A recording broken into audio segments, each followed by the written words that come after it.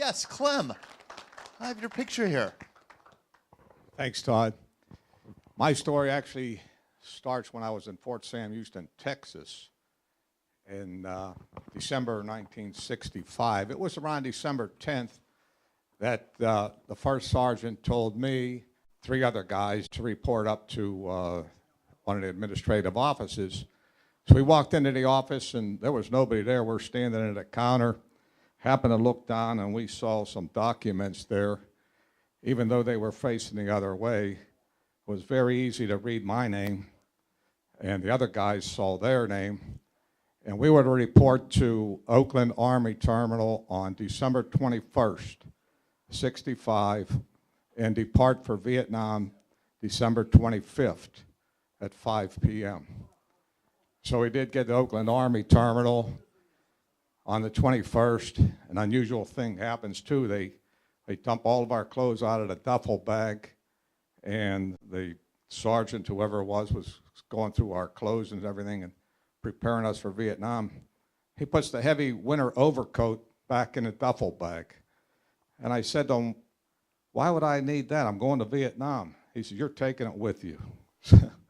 And everybody knows what the old heavy winter coats were. They were all the way down to your ankles. Horse blankets. Yeah, they were horse blankets. I had to take that all the way to Vietnam, bring it back, and crazy. So anyway, on December 25th, we were at Travis Air Force Base. We got there 10:30 in the morning. Lots of people from San Francisco there. They were begging us to go home with them for dinner, and they offered to buy us presents and things, but I decided I didn't want to go because I was going to, when I first found out around December 10th or so that I was going to be going to Vietnam, I told the family I was going to be going to Hawaii. I didn't want to ruin their holiday. I didn't want them to worry about me. And I didn't lie. We had a layover in Hawaii.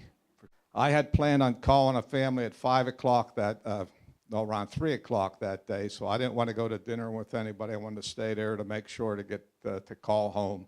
So we departed about 5 o'clock, and we had the layover in Hawaii for 2 hours. From Hawaii, we were going to the Philippines. One of the engines conked out, and we had an emergency landing on Wake Island for about a day and a half or so until they fixed the plane. And of course, we crossed the international date line. We finally went from there to the Philippines and then into Vietnam. So it actually took us 4 full days to get there, even though we flew to Vietnam. So that's my story. That's where I was Christmas Day, 1965. Thank you so much, Clem. I appreciate it.